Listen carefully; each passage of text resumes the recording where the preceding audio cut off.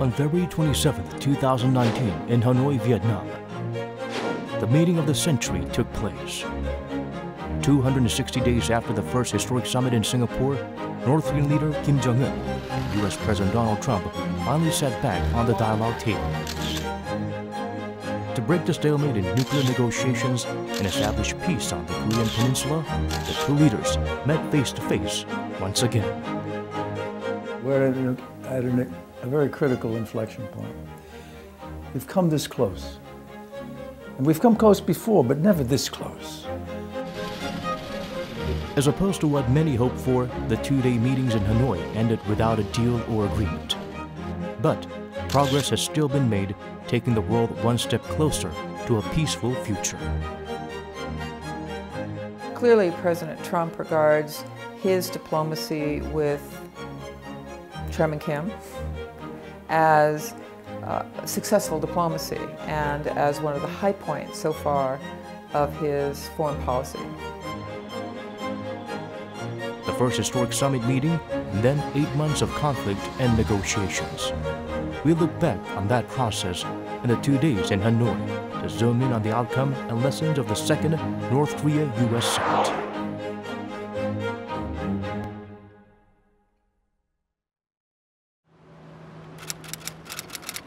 On June 12, 2018, Chairman Kim and President Trump held their first historic meeting in Singapore, one of the most important events in recent world history. I feel really great. We're going to have a great discussion, and I think tremendous success. It'll be tremendously successful. And it's my honor, and we will have a terrific relationship, I have no doubt. 여기까지 오는 길이 그게 쉬운 길은 아니에요. 우리한테는 우리 발목을 잡는 그 과거가 있고 또 그릇된 편견과 관행들이 우리 때로는 우리 눈과 귀를 가리우기도 했는데 우린 모든 것을 이겨내고 이 자리까지 왔습니다. After 140 minutes of meeting in total, the two leaders signed an historic joint statement. In the statement, the leaders outlined 4 commitments: establishing new North Korea-US relations, building a lasting and stable peace regime on the Korean Peninsula, working toward denuclearization, and recovering POW MIA remains. With its great symbolism as the first meeting between an incumbent U.S. president and a North Korean leader, the Singapore summit was considered a great success.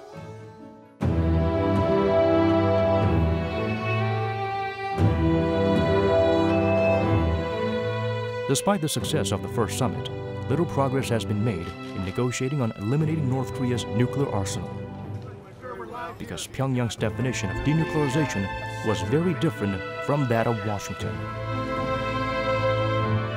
If we remember in the June 12th summit, the 4 points that came out, the core point was complete denuclearization. The core being denuclearization. So it's important for the U.S. to explain what we mean, for Chairman Kim Jong-un to indicate what he means by that. But equally important, it's important for us to talk about how we will reestablish a relationship with North Korea, how we would transform this relationship with North Korea, and what we mean by peace on the Korean Peninsula, what we will do. Are we looking at an eventual peace treaty? Are we looking at eventually a normalization of relations? Are we talking about economic development assistance? That's part of that issue. The first summit, in fact, also faced criticism and skepticism that the meeting had only produced an abstract agreement, with little substance over how to dismantle North Korea's nuclear weapons and ballistic missiles. Therefore, that conflict was rather predictable. Well, it was rather lacking in details, but I think President Trump made it clear that he just wanted to use it to get to know Kim Jong-un. So they spent a lot of time together. So let's hope they've gotten to know each other. Later, they exchanged letters, and President Trump said they've fallen in love. So if all that's true, I think this summit really should be a summit that gets down to some of the details. Trump administration is aware that there was some criticism about the absence of concrete outcomes and follow-up following Singapore. So I think that there will be somewhat accelerating period of contact and negotiation leading up to this summit, and I think that's led us to expect some outcome, something on denuclearization, but how much clearly remains to be seen, and also how much, if you like, the Americans, President Trump is willing to do on sanctions relief also remains to be seen. Amid the stalemate, efforts were still made to restore the trust between Pyongyang and Washington. The North repatriated 55 sets of U.S. POW MIA remains on July 27th, the 65th anniversary of the signing of the Armistice Agreement. The North wanted an end-of-war declaration and the lifting of economic sanctions before denuclearization, while the U.S. required a comprehensive list of its nuclear facilities first. With both sides demanding the other make the first move, Pompeo's fourth trip to the North Korean capital was canceled, stirring skepticism among U.S. political circles and media over nuclear negotiations with Pyongyang. 특히 이제 미국 언론이 6.12 정상회담이 합의 내용이 워낙 포괄적이었고 또 그것이 정말 실행될 수 있는가에 대한 의구심이 굉장히 많았는데 그 과정에서 이 폼페이오의 방북이 실패함으로써 더더욱 강한 의구심과 비난을 이제 받는 상황이 됐죠.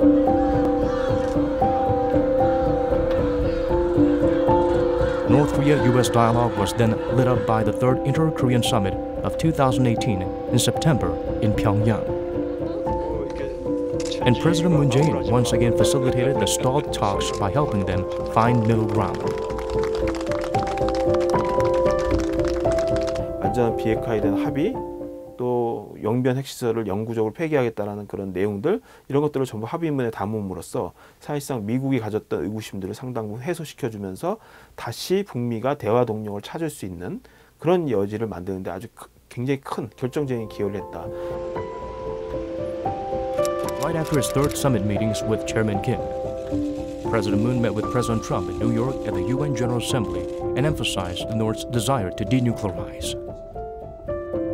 Thanks to his genuine efforts, President Trump quickly organized Pompeo's visit to North Korea, and the stalled negotiations over denuclearization gained momentum again. 김정은 위원장도 트럼프 대통령에 대한 변함없는 신뢰와 기대를 거듭 밝히면서 트럼프 대통령만이 이 문제를 해결할 수 있기 때문에 트럼프 대통령과 조기에 만나서 트럼프 대통령과 함께 비핵화 과정을 조속히 끝내고 싶다라는 희망을 밝혔습니다. We'll be having a second summit with Chairman Kim in the not-too-distant future. Secretary of State will be dealing with that subject, but Mike Pompeo has been in touch with them, and we've been in touch with them. And it was President Moon Jae-in who arranged for President Donald Trump to actually have the initial meeting and now the second summit with Kim. And also it was President Moon Jae-in who had made it very clear the core issue is denuclearization. I guess saying that indicates President Moon Jae-in really initiated this rapprochement movement towards reconciliation. So he will continue to play, I can't imagine anything else, a very key leadership role as we move forward with implementation. Clearly, the Republic of Korea, President Moon Jae-in have played a central role. I think that that role will continue to be very important. Sparked by President Moon, Pyongyang-Washington dialogue gained momentum in the new year 2019. Chairman Kim expressed his firm will in his New Year speech to establish a new relationship with Washington and advance towards complete denuclearization. 이로부터 우리는 이미 더 이상 핵무기를 만들지도 시험하지도 않으며 사용하지도 전파하지도 않을 것이라는 데 대해 내외에 선포하고 여러 가지 실천적 조치들을 취해 왔습니다. 나는 앞으로도 언제든 또다시 미국 대통령과 마주 앉을 준비가 되어 있으며 반드시 국제사회가 환영하는 결과를 만들기 위해 노력할 것입니다. Chairman Kim sent his seventh letter to President Trump to emphasize the need to hold a second summit.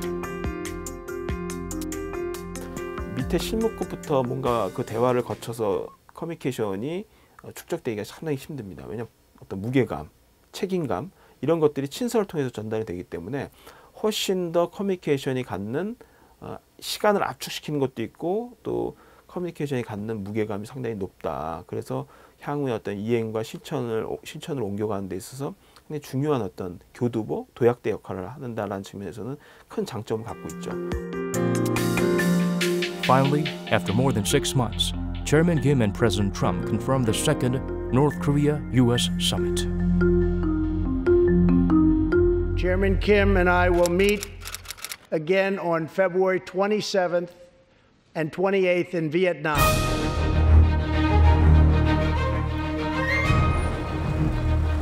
Working-level officials from both countries continue their negotiations on agenda items until right before the summit.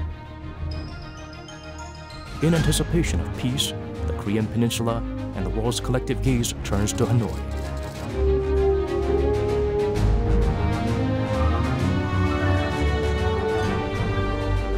The host city of the summit, Hanoi, is the Vietnamese capital that led the country's economic reform, offering historical proof that the path from war to peace and from antagonism to reconciliation and coexistence is not completely blocked. The location carried a lot of symbolic weight. I think it's a good symbolic choice because, you know, when you look at the U.S.-Vietnamese relationship, my goodness, that was very difficult right through into the 1970s. And yet today we have a good relationship with Vietnam. Plus, Vietnam is doing very well with its economy. They're moving forward. They don't need nuclear weapons. So perhaps on the margins of the summit, the North Koreans might take a little time to see what the Vietnamese are doing because they have been very successful.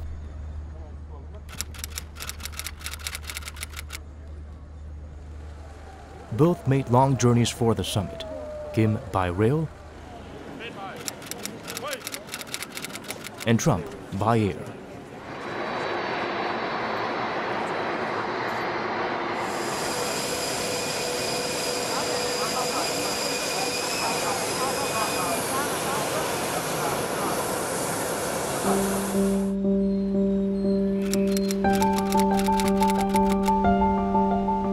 Finally, February 27 came, the first day of the summit.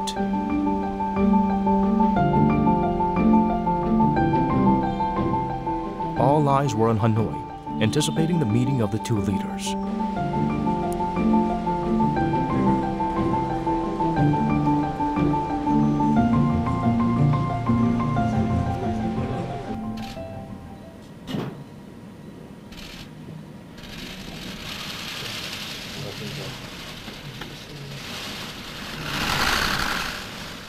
Kim and Trump shook hands and exchanged smiles in front of their country's flags, signaling the start of their second meeting. 좀 어느 때보다도 많은 그 고민과 노력 그리고 그 인내가 필요했던 그런 기간이었던 것 같습니다. 그래서 우리는 오늘 여기서 이렇게 만났습니다. 이번에 보다 더 모든 사람들이 반기는 그런 훌륭한 결과가 만들어질 거라고 확신하고 또 그렇게 되기 위해서 최선을 다하겠습니다. I think that your country has tremendous economic potential, unbelievable, unlimited. And I think that you will have a tremendous future with your country, a great leader. And I look forward to watching it happen and helping it to happen. And we will help it to happen. We made a lot of progress, and I think the biggest progress was our relationship is really a good one. After a brief 30-minute-long one-on-one meeting, a social dinner followed. Accompanied by the closest staff members, Chairman Kim and President Trump enjoyed a jovial dinner before the launch of formal talks scheduled for the next day. Boy, if you could have heard that dialogue, what you would pay for that dialogue, it was good. That evening, President Trump tweeted that he had great meetings and dinner with Chairman Kim in Vietnam and raised anticipation for the summit results. I try to remain hopeful because all the signs indicating were good, very good. But at the end of the day, after the particular so-called social dinner, some people were starting to feel that something is going wrong between the two leaders because they were asking too much. The problem was, as you can see, there is a fundamental differences between the United States and North Korea when it comes to denuclearization, and also how they're going to improve their relations, bilateral relations, and also how they're going to open up as a society. So this is a very complicated issue, as a matter of fact. Next morning, the two leaders met again and expressed their hope and confidence about success. I think very importantly, the relationship is, just very strong. And when you have a good relationship, a lot of good things happen. So I can't speak necessarily for today, but I can say that just a little bit longer term and over a period of time, I know we're going to have a fantastic success. Well, it's too early to tell. 예단하진 않겠습니다. But I wouldn't say that I'm pessimistic. 그러나 나의 직감으로 보면 좋은 결과가 생길 거라고 믿습니다. The optimism aroused by both leaders was good enough for many to anticipate great success with a new, groundbreaking pact. However, the situation turned in a way unexpected. The expanded meeting went longer than planned. Perhaps that was the signal. First day when they, convened for the dinner, I think the speech that they had made was fine. But I think still when they met each other, President Trump was talking about the speed. Okay, speed is not important. President Trump and Kim Jong-il will meet again several times even after this meeting.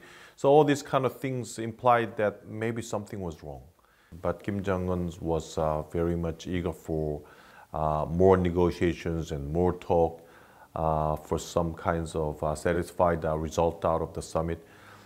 So the feeling that I had from that kind of speech that they made was that maybe they were not completely satisfied. They need to talk more about the agreement.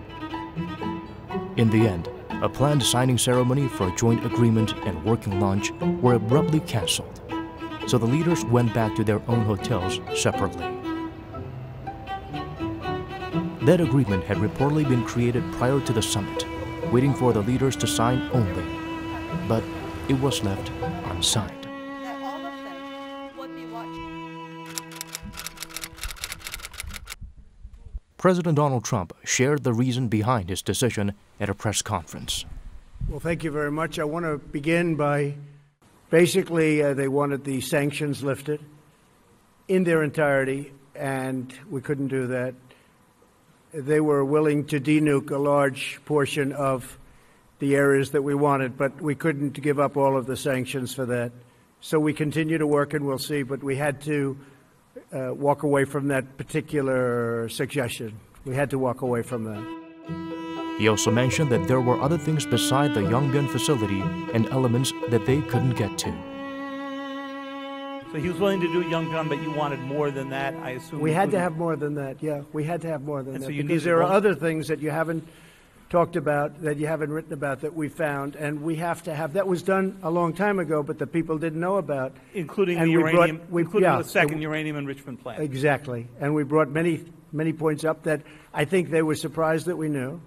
But we had to do more than just the one level, because if we did the one level and we gave up all of that leverage, it's been taking a long time to build. But then, after a few hours, North Korea held a rare press conference.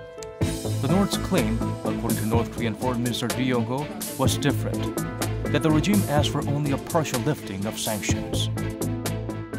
요구한 것은 전면적인 제재 해제가 아니라 일부 해제, 구체적으로는 유엔 제재결의 총 11건 가운데서 2016년부터 17년까지 채택된 5건, 그중에서 민수 경제와 인민생활에 지장을 주는 항목들만 먼저 해제하라는 것입니다.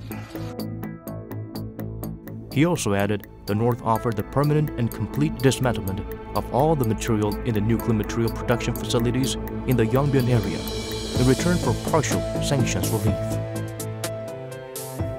미국 측은 용변지구 핵시설 폐기 조치 외에 한 가지를 더 해야 한다고 끝까지 주장했으며 따라서 미국이 우리의 제안을 수용할 준비가 되어 있지 않다는 것이 명백해져 있습니다. You know, there was a potential we could have signed something today. I could have 100% signed something today. We actually had papers ready to be signed, but it just wasn't appropriate. I want to do it right. I'd much rather do it right than do it fast. Therefore, the gap remained and prevented an agreement from being reached. I think when they come to the dinner table at the time, face to face, they were really trying to search what the counterparts has in their minds, and that is kind of lifting of all sanctions on North Korea, while the United States wants a complete denuclearization. But I think this is really fundamentally contradictory to each other. Because these two things cannot be done compromising anytime soon. So when they really confirm how different they are in their views and positions vis-a-vis these two important issues, that's why they began to say, okay, I was a little bit fooled. This time I'm coming to a much better, much cool-headed approach to the problem.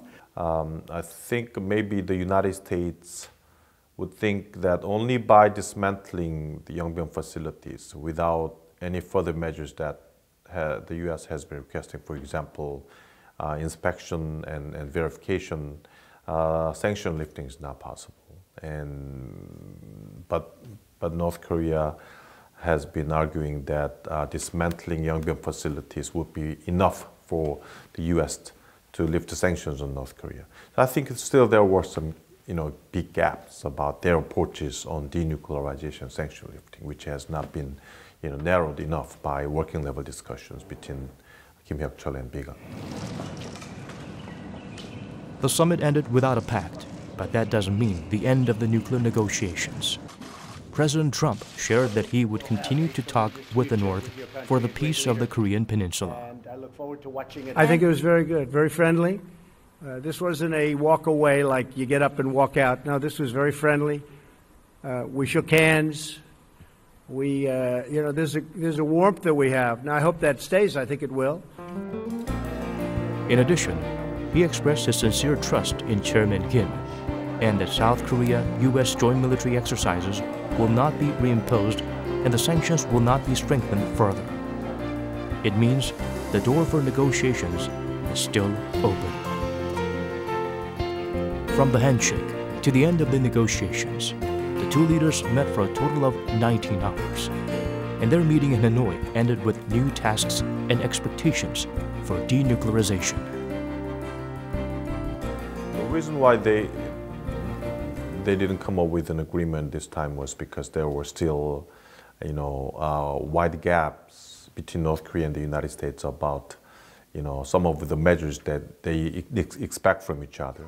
U.S. expectations about North Korean denuclearization is very high, but North Korea thinks that small amount of measures for substantial denuclearization would be enough for North Korea to expect a very high degree of sanctions lifting by the United States. So there is still a very big gap between two countries' expectations about each other.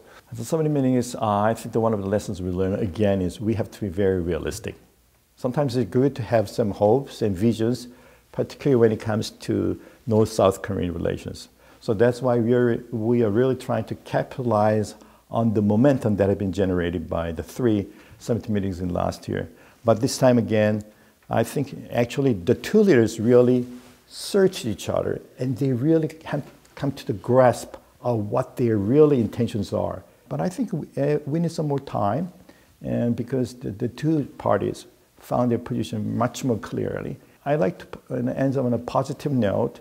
Even this was a kind of aborted meeting and there's no agreement reached between the two parties, this actually opened another much more better in the sense of long term, which will actually benefit both the United States and North Korea and also South Korea, and finally.